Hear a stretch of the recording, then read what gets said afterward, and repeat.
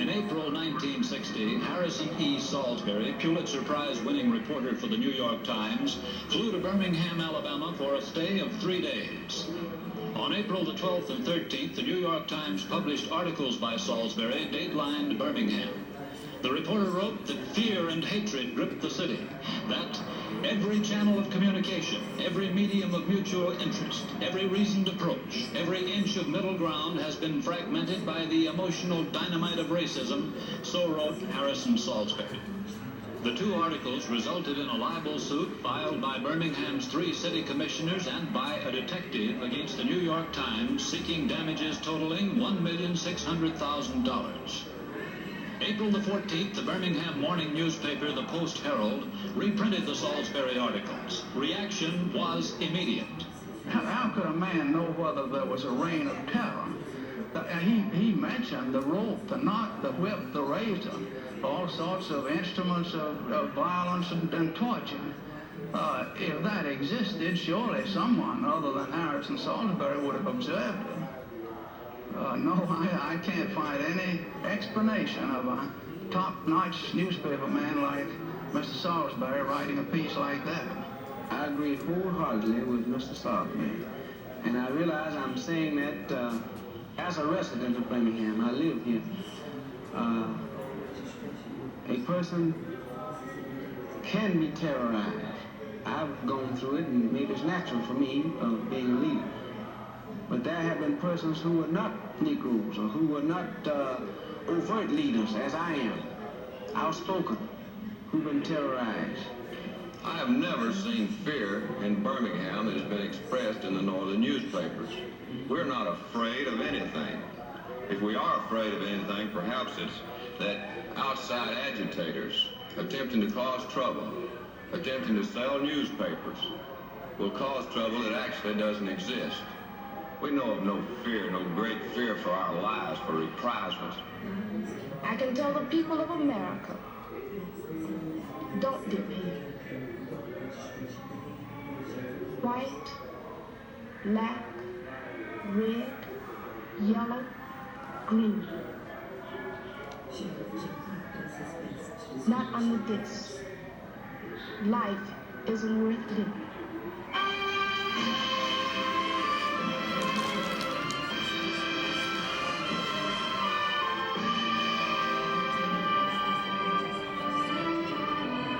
Originally, CBS reports came to Birmingham to chronicle the libel action between Birmingham and the New York Times.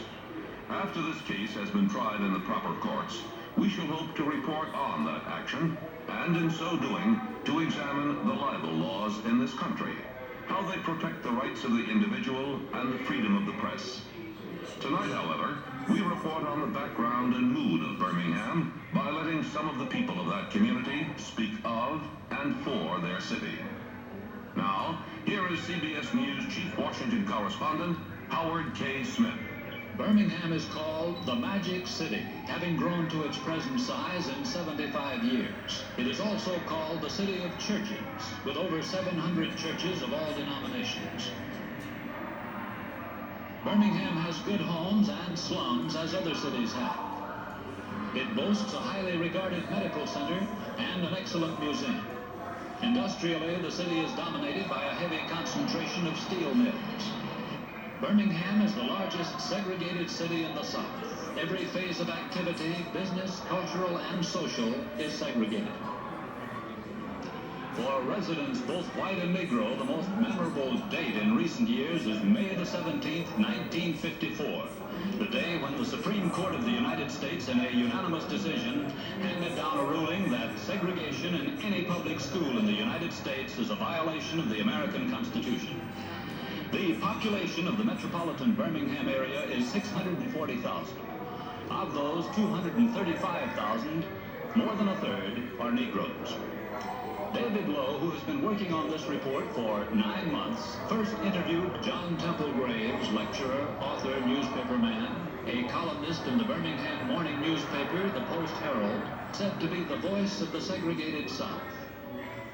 Isn't it possible that a greater medium than the New York Times could tell the truth about this city? I'm amazed to find that in your mind and in the mind of so many, we are the villain of the Southern peace, that this is the worst city in the South for oppression of the races, for violence between the races. We are honestly amazed at that thought, that honest thought on the part of people like yourself, and you're an honest man. It isn't so, and yet how can we have the thing denied? Not through one newspaper, not through winning a libel suit against the New York Times, but we can have it denied if a vast thing like television undertakes to be fair, as I think you mean to be fair to us. And I don't mean that you will take our side necessarily. We are guilty of all sorts of sins, sins against the Negro, sins against economy, and many sins. And yet no more proportionally than other parts of the country.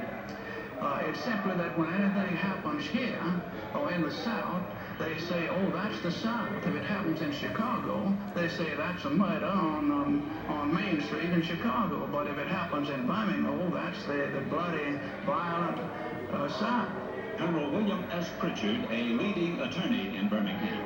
Substantially all of the Negroes in Alabama, and perhaps the South, deep South, have the same background. They were all savages in Africa. Their parents sold them into slavery, or their chieftains sold them into slavery.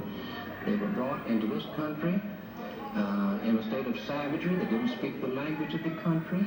They had no concept of the economy of the country. They had no concept of working in order to obtain a livelihood.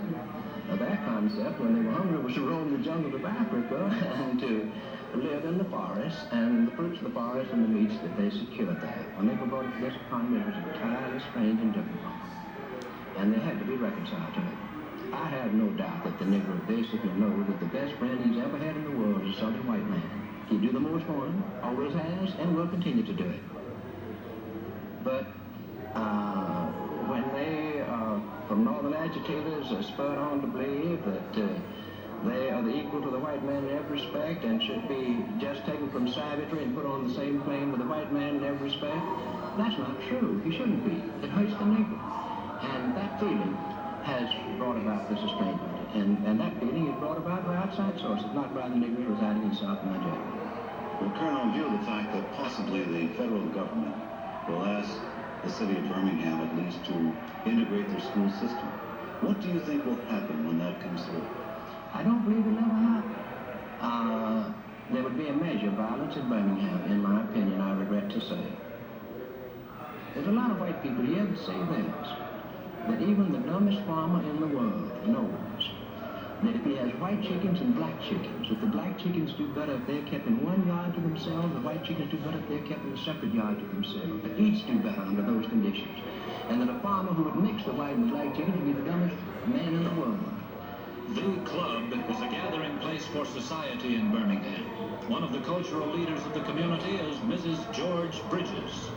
We've just done a sacred solution of culture. We're wasting at the seams with it right now as we have the Festival of Arts, which includes all of our arts. You see, it's been almost a 3 weeks continuous activity.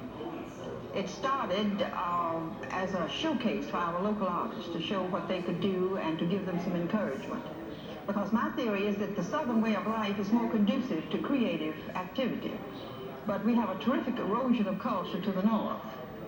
And this Festival of Arts is sort of like the little CCC they had during Roosevelt's regime, you know, to stop the erosion of soil, to give our own artists some encouragement and a little financial help.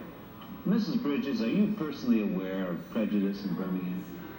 Well, of course, I guess there's a certain amount of prejudice, but I'm not aware of there being much prejudice, nothing like the people of the North seem to think.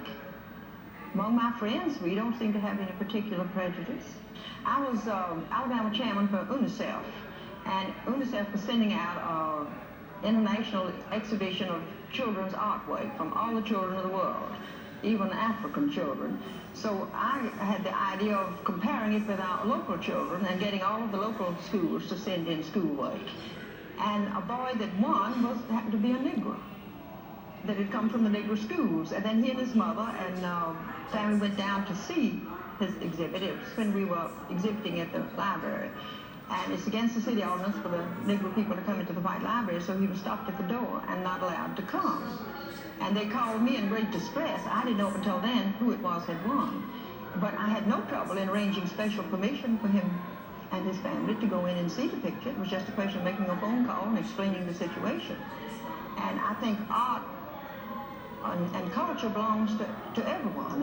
On that level, I think we have very little prejudice. Now, I admire the Negro race very much. They have made more progress than any race ever has in a shorter length of time.